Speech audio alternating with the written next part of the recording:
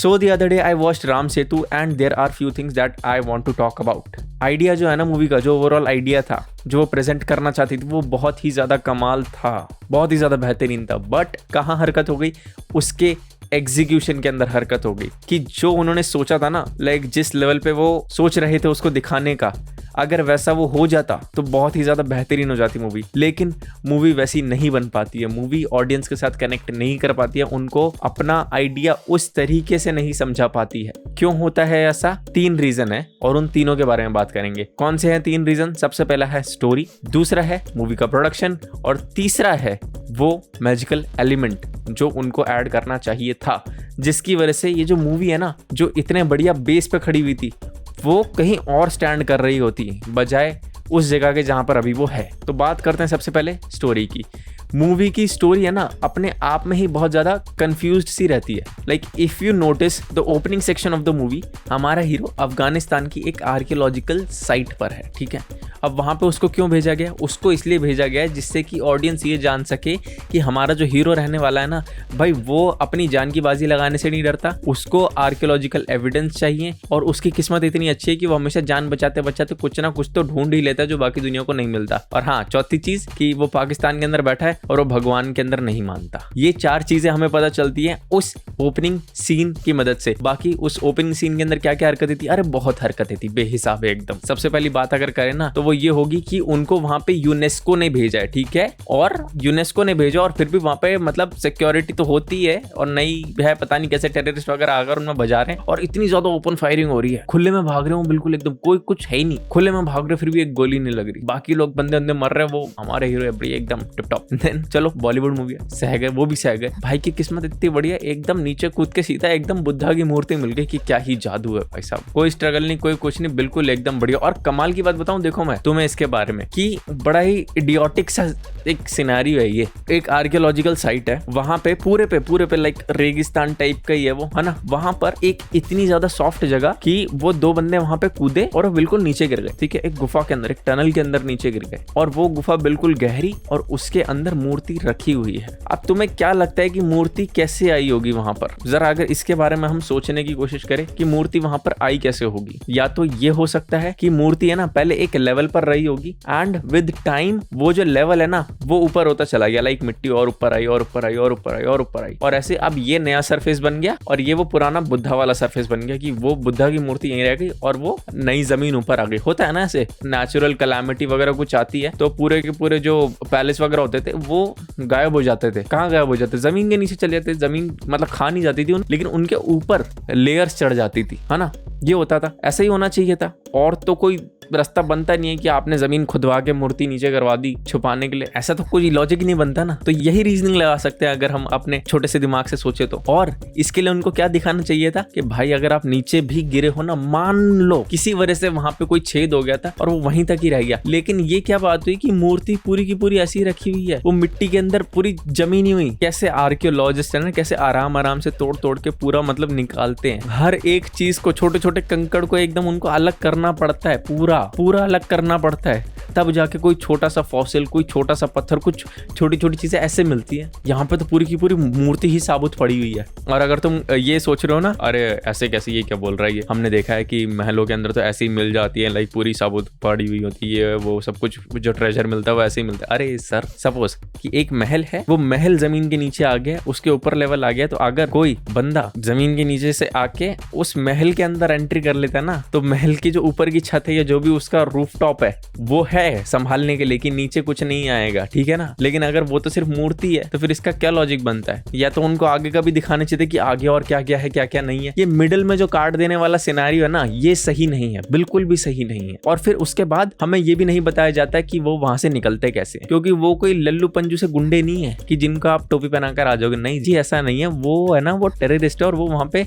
वो पैसे वैसे लूटने आए थे, वो उनको भगाने वगाने आए थे, मारने वारने आए थे। तो उनको आप कैसे चंटी लगा के निकल रहे हो, ये इसका तो लॉजिक मुझे समझ ही नहीं है। और कट टू वो कॉन्फ्रेंस के अंदर बैठे हुए मिलते हैं, बातचीत चल रही है, एकदम सेफ निकल कर आ गए, खजाना भी बिल्कुल आ गया, मस्त एकदम, कोई टेंशन वाली बात ही नहीं है। ये सिर्फ है ना, मैंने तुम्हें ओपनिंग का दिखाया है कि क्या हाल चल रहा है वहां पे, सिर्फ ओपनिंग सीन के अंदर ही। लाइक मैंने तो 8 मिनट कर दिया एडिट करके, शायद ये 4 हो जाएंगे या 5 हो जाएंगे, तो सिर्फ ओपनिंग सीन के अंदर इतनी हरकत मैंने तुम्हें पॉइंट करवा दी। और ये जो हरकत है ना, ये थ्रू आउट द मूवी चलती है। एंड फिर वो जो हमें नसार का कैरेक्टर देखने को मिलता है, now I don't know how to pronounce his name, is it Nassar or Nassar or whatever you call it, the South Indian actor, the main antagonist of the film. उसका जो कैरेक्टर है ना, उसके है ना इंटेंशंस क्लियरली एक्सप्रेस नहीं कर पाए हैं राइटर्स। उसको पता है वो कैसा बनाना चाहते थे, वो उसको बनाना चाहते थे कि बाहर से तो एकदम सॉफ्ट हार्टेड, हम्बल, पोलाइट, एकदम जेंटलमैन वाली उसको अपीयरेंस दे, लेकिन अंदर से बिल्कुल ही लुच्चा लफंगा, एकदम घटिया किस्म का इंसान, ऐसा कुछ बताना चाहते थे वो। That is why in the first appearance we see कि वो बहुत ज्यादा अच्छे से ट्रीट कर रहा है अक्षय कुमार को, बता रहा है, ज्ञान व्यान पेल रहा है उसके आगे की देखो देखो ये अपना ग्रोथ करना है तो ये तो करना पड़ेगा, वो तो करना पड़ेगा, या। But the moment when he realise कि अक्षय कुमार ही वो फकअप करने वाला है, तो वो उसको भी बोलते हैं कि इसको भी चटका यहाँ से। बट वो है ना बहुत बड़े तरीके से दिखाया जा सकता था, उसका थोड़ा और रोल दिखाया जा सकता था, बट ऐसा नहीं होता ऐसा बहुत ही ज्यादा लिमिटेड रखा जाता है। आप बेवजह का स्क्रीन टाइम मत दो ना इधर उधर किसी को, जो मेन कैरेक्टर्स है सिर्फ उनको दो, उनको वो सेंटर ऑफ अट्रैक्शन बनाओ, जो कि ऑडियंस समझ सके उनको कि अच्छा बात क्या चल रही है, हमें पता चलना चाहिए। और फिर उसके बाद जो कैरेक्टर है जिसका मुझे कुछ समझ नहीं आया वो था बाली, जो कि प्रवेश राणा का कैरेक्टर था, या वो बिग बॉस वाला,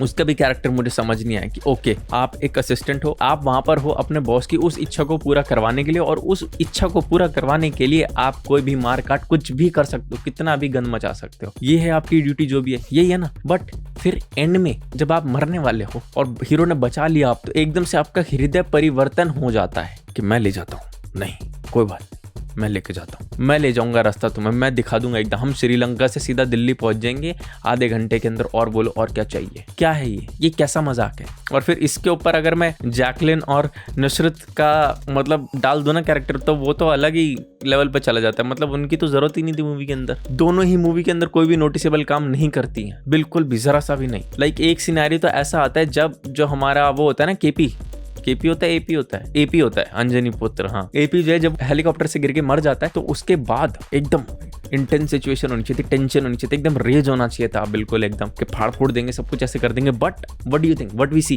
what we get a comic fight. Yes that is true. Akshay Kumar उसको मारने में लगा हुआ एंड सामने खड़ी हुई नुसरत, इज इट नशरत क्या नाम है मुझे नहीं पता, तो वो सामने खड़ी हुई है and she is hesitating to pick up that gun. Like are you being serious? तुम्हारा पति मरने की कगार पे है, पीछे हेलीकॉप्टर चल रहा है एंड वी आर थिंकिंग कि गन उठानी है या नहीं उठानी। और फिर इसको भी छोड़ो यार, फिजिक्स का है यहाँ पे, मुझे फिजिक्स भी बता दो चलो तुम। कि चलता हेलीकॉप्टर है, किसी ने बेल्ट नहीं लगाई हुई और ऐसे घूम रहे जैसे कंपनी बाग हो। अब भाई एयर प्रेशर इतना होता है ना, खींच के बाहर फेंक देगा तुम्हें। ये है ना, मतलब इतना पार्ट मैंने सिर्फ स्टोरी को डेडिकेट करा है कि ये हरकत थी स्टोरी के अंदर जो कि सॉल्व की जा सकती थी बड़ी आसानी से। लाइक ये वो चीजें नहीं है जो स्टोरी की नींव हिला दे। स्टोरी के अंदर बहुत सारी अच्छी बातें भी है। लाइक मुझे है ना ये राम सेतु का ख्याल पहली बार आया था मूवी की वजह से। Before this movie I was like कि अरे वो तो हाँ पत्थर का बना हुआ, उस पर तो राम भी लिखा हुआ होगा ना अभी तक। हाँ कार्टून मूवीज में देखा है। आई डिडंट इवन नो कि वो तो लाइक पूरा ही अब रास्ता सा दिखता है, पूरा मिट्टी का कवर आ गया उस पर,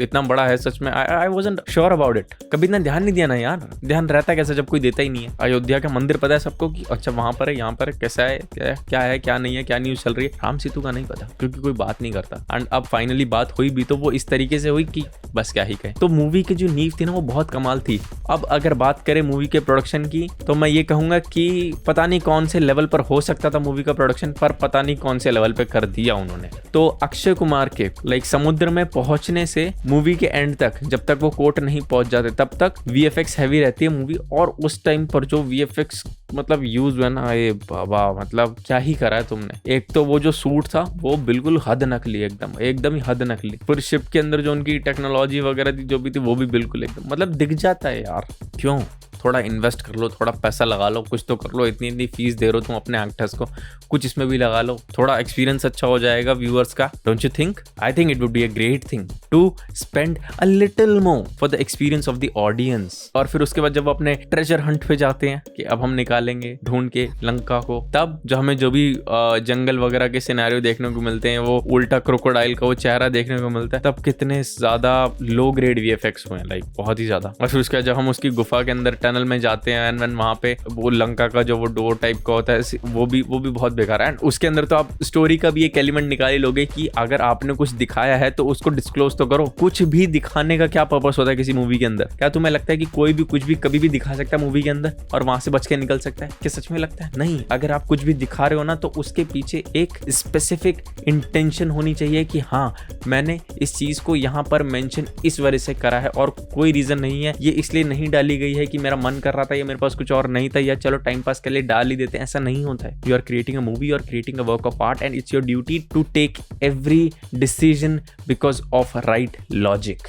ये है सिंपल सा एक फॉर्मूला। आप कोई भी आड़ा टेढ़ा लॉजिक लगा के नहीं करोगे। नहीं, आपको स्पेसिफिक रहना है। आपको अपनी इंटेंशंस पूरी क्लियर रखनी है कि मुझे क्या चाहिए, कैसे चाहिए और क्यों चाहिए, ये पूरा क्लियर रखना है आप। तब ऑडियंस आपको जाके समझ पाएगी। बाकी बहुत सारे सिनेरियोज आते हैं मूवी के अंदर जब हमें लगता है कि अरे यार क्यों बट कुछ ऐसे सिनेरियोज भी आते हैं जहां पर VFX है ना ठीक ठाक हुआ है कि यू कैन एक्सेप्ट इट। जैसे कि राम सेतु का जो वो नीचे जो भी इंटरलिंकिंग करके वो ब्रिज पूरा बना हुआ है ना, वो जो दिखाया है वो बहुत सही तरीके से दिखाया है। उसके अंदर जो VFX हुए ना वो बुरे नहीं है, लाइक दे आर एक्सेप्टेबल कि हम डाइजेस्ट कर लेंगे एज ऑडियंस, इतनी ज्यादा कोई दिक्कत नहीं है। तो अगर आप सारे VFX उधर तक भी रख लेते ना तो चल जाते, काम एकदम बढ़िया बन जाता। Now the third and last thing and the most important thing जो कि अगर होती ना मूवी के अंदर तो शुरू की पहले 2 कमियां होने के बाद भी मूवी बहुत बढ़िया कर जाती। हाँ, और अगर तीनों ही होती तब तो ऑब्वियसली बढ़िया ही करती, बहुत ब्लॉकबस्टर हो जाती फिर तो। और वो तीसरी चीज है कि पूरी मूवी भगवान राम के बारे में है, उनके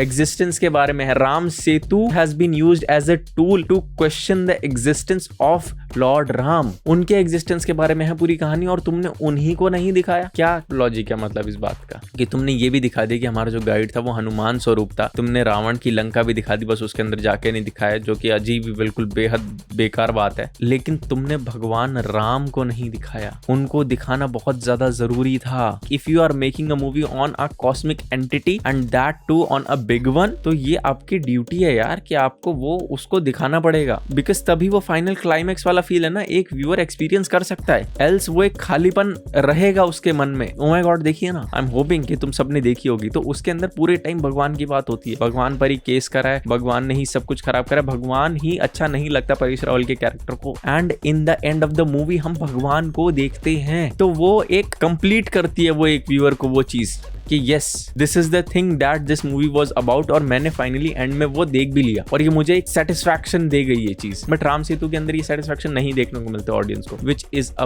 very horrible thing to be honest. मैं झूठ नहीं बोल रहा हूँ यहाँ पे, अगर वो होता ना वो एलिमेंट तो बहुत कमाल हो जाती मूवी। बट उन्होंने नहीं डाला, आई थिंक डर की वजह से नहीं डाला, या फिर कुछ ना कुछ कंट्रोवर्सी ना हो जाए या कोई ना कोई और पंगा ना पड़ जाए, क्योंकि ये सब भी बहुत होता ही रहता है हमारे देश के अंदर मूवीज को लेकर। तो वो एक अलग सिनेरियो है, खैर उसकी तो पता नहीं बात करेंगे भी या नहीं कि कुछ और हो ही जाए, खैर नहीं करेंगे, बात नहीं करेंगे उसके बारे में।